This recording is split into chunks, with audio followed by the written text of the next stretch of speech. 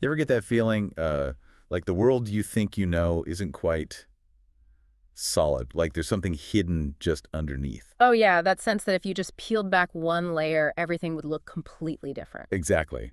Like, like finding out how a magic trick really works, that jolt. It's a powerful feeling. It's what makes a great plot twist work, right? But it also drives, actual scientific shifts in thinking. Totally. And that's really what we try to do here on the deep dive. We grab interesting sources, articles, studies, sometimes even fiction, and just dig in to find those, well, those mind-bending bits. And today's source is Terry Pratchett's novel, Strata. Yes.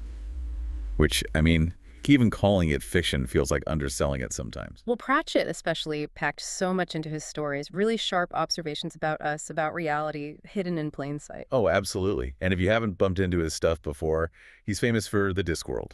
The flat world. Yeah. On the elephants.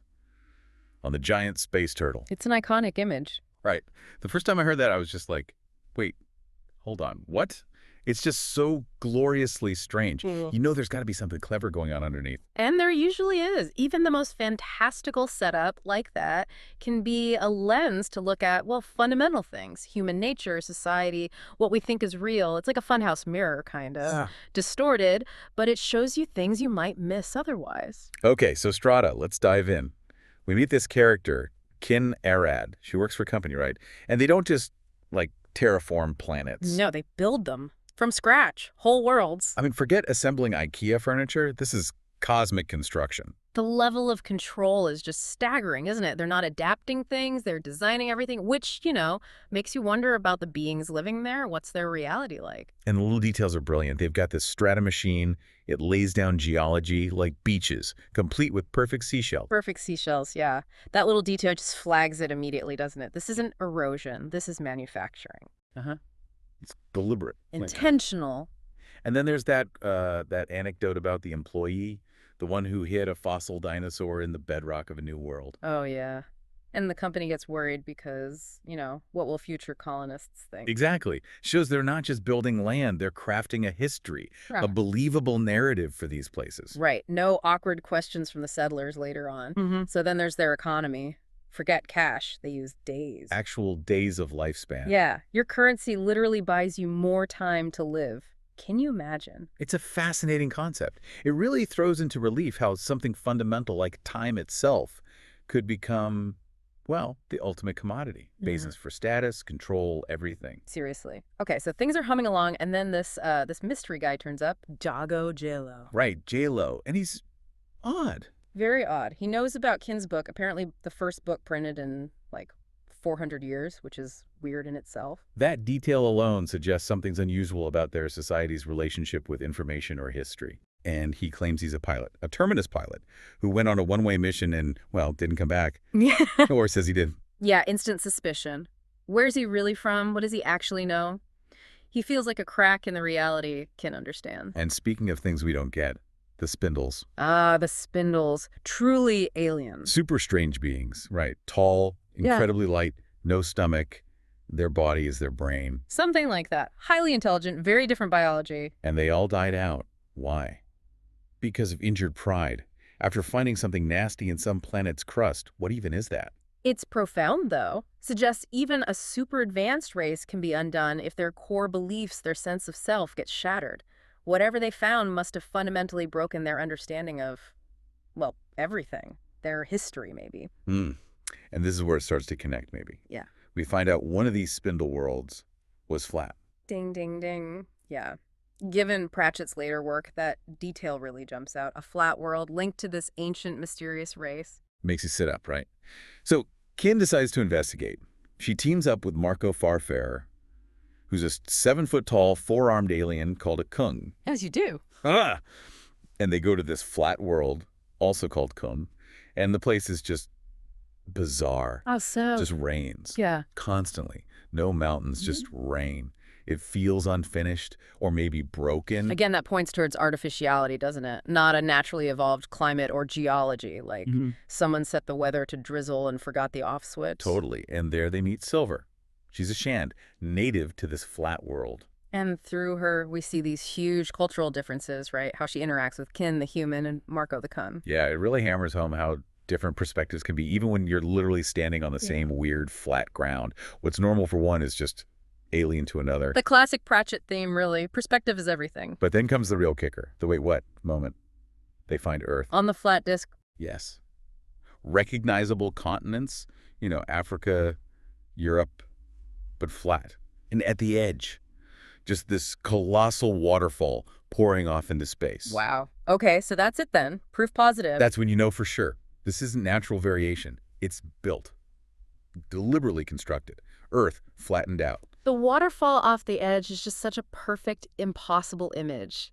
It really seals the deal on the artificiality of it all. And it keeps getting weirder. They run into these people on the disc who were basically Norsemen, like straight out of Viking saga. Living on a flat Earth replica. Yeah, with their own beliefs, their own culture that somehow sprang up or was put there on this construct. So you have layers of artificiality, the constructed world, and then perhaps constructed or seeded cultures within it. The interactions must be fascinating. Oh, totally.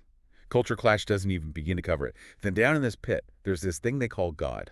Okay. It's described as this three-headed thing, and it seems to be tied into how the disc actually runs. So maybe a misunderstood piece of the operating machinery. A control system interpreted through a mythological lens by the inhabitants. Seems like it. Yep. Like the wizards in the other Discworld discovering the magic is actually, code. And who's behind the curtain? Who's actually running this flat Earth? Turns out it's the Disc Masters. But they're not gods, they're an AI. A committee of AIs, actually. Yeah, artificial intelligence running the show. Yeah, but apparently they have limits. They're not all knowing or all powerful. Even the management has issues. That's interesting. So the creators, or at least the current operators, aren't infallible. They have built-in constraints, maybe, or they've encountered problems they can't easily solve. Seems that way, but hold on, because now comes the real mind blower, the ultimate reveal. Go on. I'm braced. It's not just the disc, it's Right. everything. The entire universe. Earth, its history, the fossils, the Spindle Kings, all of it. Yeah. It was all created Yes. by these beings called the Builders. And not billions of years ago, just 70,000 years ago. Whoa. Okay, wait. The whole universe is only 70,000 years old.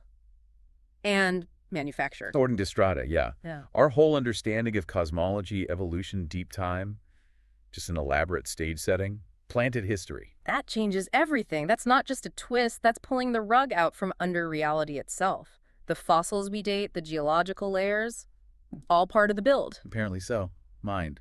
Blown. So then, the disk, the flat Earth. Why? Why build that specifically? That's the genius part. It's meant to be wrong. It's a deliberate anomaly. A boot in the coal measure, Pratchett calls it. A clue, something obviously out of place that hints at the artificiality of the rest. Exactly. Like the Builders left a message, a sort of cosmic Easter egg saying, psst, it's not real. That implies a certain, well, almost playfulness from the Builders. Or maybe a conscience, a desire for their creation to eventually figure it out. Could be. Which leads to the really uncomfortable thought. If they built the universe and maybe seeded life. Then humanity might also be a creation. Yeah. Just like Kin's company creates life for their colony worlds. Yeah. Maybe we're somebody else's project. That's heavy. That hits right at fundamental questions of origin, purpose, free will, doesn't it? If our whole existence is by design. Big questions. But what's interesting is Kin's reaction. After learning all this potentially devastating stuff, What does she do? she decides to help the people on the disc. She's going to use her company's tech to build them a new, proper, round planet. Wow. So instead of an existential crisis, she defaults to engineering, Yeah. to helping. Yeah. It's kind of hopeful, isn't it? Faced with this cosmic upheaval, the human response is ingenuity, responsibility, maybe even empathy. That's a powerful ending note. Even if you discover you might be a creation, you can still choose to become a creator, to make things better within the reality you have. Phew. Okay. Just processing that. The scale of Strata is just immense, isn't it? It really does make you stop and, well, reconsider everything. Absolutely. It's pure Pratchett, taking this wildly imaginative premise and using it to poke at the biggest questions imaginable. Reality, history, creation itself. It shows how fiction, especially fantasy like this, can be incredibly profound. So just to kind of wrap our heads around the key takeaways here. Yeah. We've got a flat Earth, not as some ancient belief, but as a deliberate, manufactured clue. Right. An anomaly in a universe whose history, even spanning billions of years by our science, might actually be a recent fabrication, only maybe 70,000 years old. And the unsettling possibility that we humans might be part of that fabrication, created beings. Which leads us, I guess, to a final thought for you listening. If a story like Strata can so thoroughly flip our script about reality, about deep time, about our origins, well, what assumptions are we holding on to about our own world right now? Hmm. What parts of our known reality might have hidden layers or could be completely different from how we perceive them? Yeah, what might be the flat earths in our own understanding?